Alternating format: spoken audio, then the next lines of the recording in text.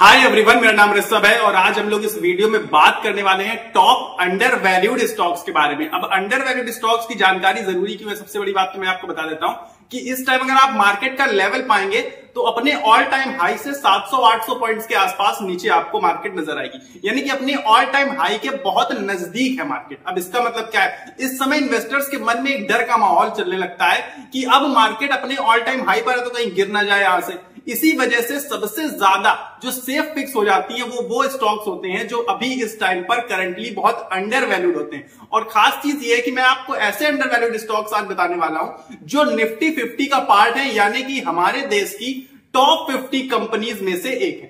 तो उन स्टॉक्स के बारे में बताने से पहले मैं आपको यह बता देना चाहता हूं कि मैं सेबी रजिस्टर्ड नहीं हूं, तो मेरे द्वारा कोई भी बाई या सेल की कॉल आप नहीं लेंगे। अगर आप कोई भी अपनी तरफ से बाई या सेल कॉल ले रहे हैं तो आप अपने एनालिसिस के बेसिस पर लेंगे या फिर अपने फाइनेंशियल एडवाइजर से पूछ कर लेंगे। मैं सिर्फ और सिर्फ ये वीडियो एजुकेशनल पर्पस के लिए बना रहा हूं और आपको इंफॉर्मेशन प्रोवाइड कर रहा हूं। तो चलिए फटाफट से शुरू करते हैं। टॉप अंडर वैल्यूड स्टॉक्स अभी करंट सिचुएशन में कौन से निकल कर आ रहे हैं। तो सबसे पहला स्टॉक की अगर हम लोग बात करें तो वो है हमारा एसबीआई, यानी कि state bank of India.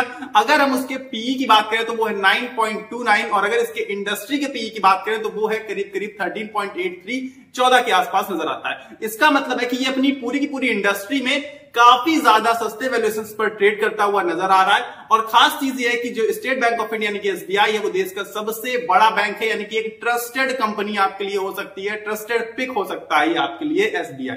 Second stock की अगर हम लोग बात करें तो वो हमारा आईटीसी ने ऑलरेडी बहुत धुआंधार रिटर्न्स लोगों को दिए हैं बनाकर, और आईटीसी करंटली निफ्टी 50 का पार्ट है। और अगर हम इसके वैल्यूएशंस की बात करें तो प्राइस टू अर्निंग्स है इसका 14.89 का, जबकि इसके इंडस्ट्री का जो पीई है वो बहुत ज्यादा हाई है, वो है 27.33, यानी कि अपने इंडस्ट्री के पीई से जस्ट आधे वैल्यूएशंस पर ट्रेड करता हुआ आपको आईटीसी का स्टॉक नजर आएगा। और आईटीसी की एक खास चीज भी है कि इसके अंदर एलआईसी का 80,874 करोड़ रुपीस का इन्वेस्टमेंट है। ये एक बहुत बड़ी चीज है कि एलआईसी का बहुत ज्यादा भरोसेमंद साथी है ये आईटीसी, हम बोल सकते हैं। तो इस वजह से भी आप देखेंगे कि जब एलआईसी जैसी बड़ी कंपनी ट्रस्ट कर रही है, और क्योंकि ये निफ्टी 50 का पार्ट है यानी कि टॉप 50 कंपनीज में से एक है भारत की, तो इसलिए ट्रस्ट करना काफी ज्यादा आसान हो जाता है। ऐसी कंपनियां मैं आपके लिए लेकर आया हूं।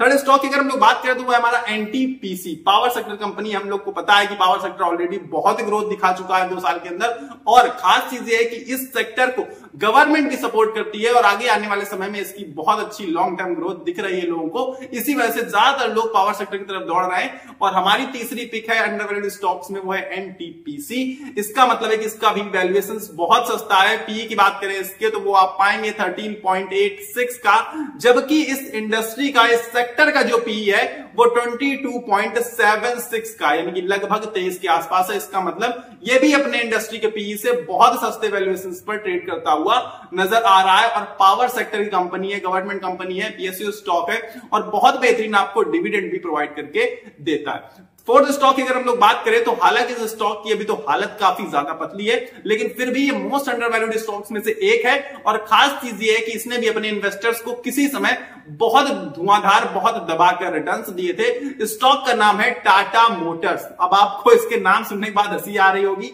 आप लोग कह रहे होंगे अंडर वैल्यूड है तो क्या करें, लेकिन है तो घटिया स्टॉक। लेकिन मैं कहूंगा आपसे कि घटिया या अच्छा है इस बारे में तो बाद में डिस्कस कर सकते हैं, और बहुत बार टॉपिक पे डिस्कस किया भी है टाटा मोटर्स के, और मेरी तरफ से तो ये बहुत अच्छा स्टॉक है। हालांकि रिटर्न्स नहीं दे पा रहा है क्योंकि इस समय प्रॉब्लम्स इसके ऊपर बहुत ज्यादा फेस करनी पड़ रही है इसे, लेकिन फ्यूचर के लिए मैं कहूंगा कि अभी भी अच्छा स्टॉक हो सकता है आपके लिए। और टाटा मोटर्स हमारी अंडर वैल्यूड पिक्स में से एक है, क्योंकि इसका जो अगर आप वैल्यूएशन पाएंगे तो वैल्यूएशन है इसका 9.13 का, जबकि इसके इंडस्ट्री का पी यानी कि इसके इंडस्ट्री का प्राइस टू अर्निंग्स बहुत हाई है, 24.72 पर ट्रेड कर रहा है इसका इंडस्ट्री का पी। इसका मतलब अपने इंडस्ट्री के पी से 1/3 पर आपको ट्रेड करता हुआ नजर आएगा टाटा मोटर्स। और टाटा मोटर्स की खास चीज पता है क्या है कि ये टाटा ग्रुप की कंपनी है, मतलब ये कंपनी आपका पैसा नहीं डूबने देगी, हर हाल में अंतिम सांस तक लड़ेगी, मतलब अपनी कंपनी को खड़ा करने में और ज्यादा आगे ग्रोथ दिखाने में पूरी की पूरी प्रयास कर रही है टाटा ग्रुप अपनी तरफ से। और खास चीज मैं आपको बता देता हूं कि इन्वेस्टर्स को जो सबसे ज्यादा अगर भरोसा है ना, इन्वेस्टर्स का ख्याल बहुत अच्छे से रखते हैं टाटा ग्रुप की कंपनियां। अब क्योंकि प्रॉब्लम्स की वजह से रिटर्न्स नहीं मिल पा रहे हैं, लेकिन ये वही कंपनी है जिसने बीते, अगर आप 1-1.5 साल के पहले उठाकर देखेंगे तो जिसने बहुत दमदार, धुआंधार और मल्टी बैगर रिटर्न्स दे रखे हैं। इस टाइम कंसोलिडेशन फेज चल रहा है, आप बोल सकते हैं, ये थोड़ा सा डाउनग्रेड टाइम चल रहा है। टाइम टू टाइम की बात है, देखिए कोई भी स्टॉक हर समय रिटर्न नहीं दे सकता आपको बहुत ज्यादा बनाकर, पर खास चीज ये है कि जब टाइम आता है तो ये स्टॉक 200-300% रिटर्न एक साल के अंदर देने की दम रखता है। इसी वजह से टाटा मोटर्स के बारे में जानकारी करना और बताना बहुत ज्यादा इंपॉर्टेंट था। और अंडर वैल्यूड स्टॉक है तो आपको साफ साफ समझ ही आ गया होगा पीई को तुलना करके ही।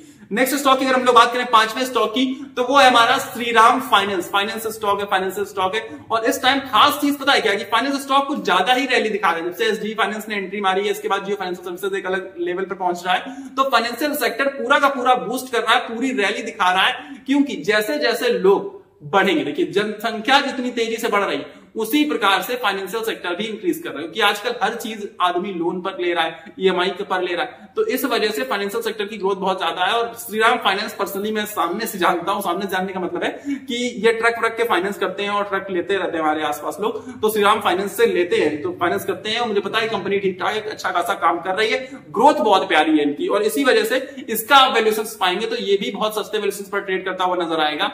अगर हम इसके पीई की बात करें तो वो 13.29 का, जबकि इसके इंडस्ट्री का पीई लगभग 22 के आसपास मिलता है। इसका मतलब है कि ये भी अपने इंडस्ट्री के पीई से बहुत अंडर वैल्यूड स्टॉक है करंट सिचुएशन को देखते हुए। सिक्स्थ स्टॉक की बात करें हम लोग तो वो है हमारा कोल इंडिया का स्टॉक। कोल इंडिया स्टॉक की अगर हम बात करें तो ये भी काफी ज्यादा अंडर वैल्यूड स्टॉक हमें नजर आता है, और ये अपने सेक्टर में, पूरे के पूरे सेक्टर में इसकी एक तरीके से हम बोल सकते हैं कि मोनोपोली है, मतलब काफी ज्यादा बड़ी कंपनी है ये कोल इंडस्ट्री के लिए। और अगर इसके पीई की बात करें तो वो है 6.74, और अगर इसके इंडस्ट्री के पीई की बात करें तो वो है 10.03। आप कहेंगे कि सस्ता तो नहीं है, 10 और 6 में क्या अंतर है, तो मैं कहूंगा बहुत बड़ा अंतर है। अगर आप 10 से तुलना करेंगे तो 40% नीचे है, और अगर आप 6 से तुलना करेंगे तब भी लगभग 40 से 50% के बीच में आप पाएंगे। तो काफी अच्छे खासे वैल्यूएशंस पर ट्रेड करते हुए कंपनियां नजर आ रही हैं। और कोल इंडिया की एक और खास चीज है कि इसका जो आप डिविडेंड पाएंगे वही 6 से 7% के आसपास डिविडेंड प्रोवाइड कर देता है। एनटीपीसी भी अच्छा डिविडेंड प्रोवाइड करता है। काफी सारी कंपनियां हैं ऐसी जो अच्छा खासा डिविडेंड प्रोवाइड कर रही है। एसबीआई भी ठीक ठाक सा डिविडेंड अब तो देने लगा है। तो इस वजह से ये सारी कंपनियां एक तो निफ्टी 50 का पार्ट है, यानी कि हमारे देश की टॉप 50 कंपनीज में से एक है। और खास चीज पता है क्या कि अच्छा खासा डिविडेंड भी टाइम टू टाइम देती रहती है। और क्योंकि इस समय मार्केट अपने ऑल टाइम हाई की तरफ बढ़ रहा है, तो बहुत सारे इन्वेस्टर्स सोच रहे हैं कि कहां इन्वेस्ट करें। इन्वेस्टर्स के मन में जो डर है उसकी वजह से भी आप इन अंडर वैल्यूड स्टॉक्स को पिक कर सकते हैं, क्योंकि अगर मार्केट गिरती भी है तो एक तो निफ्टी 50 का पार्ट है, यानी कि टॉप कंपनीज में से एक है, तो टॉप कंपनियां ऑटोमेटिकली कम गिरती हैं। और जो अंडर वैल्यूड स्टॉक्स होते हैं उनमें बहुत ज्यादा गिरावट के भी चांसेस खत्म हो जाते हैं। हम ये सब बहुत अच्छी तरीके से जानते हैं, यानी कि एक जोन आ जाएगा जहां पर सेलिंग नहीं हो सकती। उस जोन के बाद से इसमें हैवी बाइंग आना स्टार्ट हो जाती है ऐसे स्टॉक्स में। उसी कैटेगरी के स्टॉक्स मैं आपके लिए लेकर आया था। अब जो कोई भी इस एनालिसिस के बेसिस पर, यानी कि आप कहें कि आपने कहा था इस वजह से खरीद लिया, अगर ये बोला तो समझ जाना उसकी तो खैर नहीं, ठीक है। अब आपको क्या करना है, अगर आपको ये स्टॉक अच्छे लगे तो आप अपनी वॉच लिस्ट में ऐड करिए, आप खुद से एनालिसिस करिए। आपको जब ये स्टॉक बहुत मन के आपके भा जाए, आपको बहुत पसंद आ जाए, तब आप अपने एनालिसिस के बेसिस पर या फिर अपने फाइनेंशियल एडवाइजर से पूछकर ही इसमें बाई या सेल की कोई भी कॉल अगर आप लेना चाहते हैं तो आप अपने एनालिसिस के बेसिस पर लीजिएगा, मेरे कहने पर नहीं, क्योंकि मैंने ये वीडियो सिर्फ इंफॉर्मेशनल पर्पस के लिए, एजुकेशनल पर्पस के लिए बनाया है, जो कि इंफॉर्मेशन मैंने आपको प्रोवाइड कर दी है। अगर आपको पसंद आए तो आप इन पर अपनी एनालिसिस कर सकते हैं। मेरी तरफ से ये स्टॉक्स थे जो कि निफ्टी 50 का पार्ट है, इसलिए मोस्टली कंपनीज आप पाएंगे कि सेफ स्टॉक्स हैं, बस टाटा मोटर्स को छोड़कर। हालांकि अभी टाइम इसका खराब है, ये भी बहुत अच्छी कंपनी है और डूबने वाली कंपनी नहीं है, ये मैं आपसे कह सकता हूं। सिर्फ और सिर्फ इतना ही फिलहाल इस वीडियो में मेरे पास इतना है, लेकिन आपको क्या करना है, आपको कहीं नहीं जाना, ठीक है। आप लोग बिना वीडियो को लाइक किए चले जाते हैं, बिना चैनल को सब्सक्राइब किए चले जाते हैं, उससे क्या होगा कि आपको शायद दोबारा मेरा वीडियो देखने को ना मिले, कभी मैं आपके सामने आ ना पाऊं दोबारा कभी। तो आपको क्या करना है, इस वीडियो को लाइक कर देना है, ताकि आपको ऐसे वीडियोस आगे भी चलकर मिलते रहे, क्योंकि एल्गोरिथम जो होती है यूट्यूब की वो होती है, अगर आपने एक लाइक कर दिया तो वैसे मेरे अदर वीडियोस भी आप तक पहुंचते रहेंगे। तो अगर आपको वीडियो पसंद आए तो वीडियो को लाइक कर दीजिएगा, क्योंकि लाइक फ्री ऑफ कॉस्ट होता है और लाइक करने से मुझे बहुत ज्यादा मोटिवेशन और सपोर्ट मिलता है। तो और साथ ही साथ आपको चैनल सब्सक्राइब बटन दबाकर चैनल के साथ जुड़ जाना है, ताकि आपको रेगुलर बेसिस पर शेयर मार्केट से रिलेटेड वीडियोस मिलते रहें। और आईपीओ एनालिसिस में करता हूं, स्टॉक स्पेसिफिक एनालिसिस करता हूं, और कोई भी न्यूज अगर निकल कर आती है शेयर मार्केट से रिलेटेड तो मैं वो वीडियो बनाकर आपके तक पहुंचाता हूं। तो अगर आपको मेरे थ्रू रेगुलर बेसिस पर शेयर मार्केट से रिलेटेड वीडियोस चाहिए तो आपको चैनल सब्सक्राइब बटन दबाकर मेरे साथ जुड़ जाना चाहिए। मिलेंगे अगले वीडियो में, तब तक के लिए आप सभी को अपनी सेहत का ख्याल रखना है। स्वस्थ रहिए, मस्त रहिए, नमस्कार, धन्यवाद।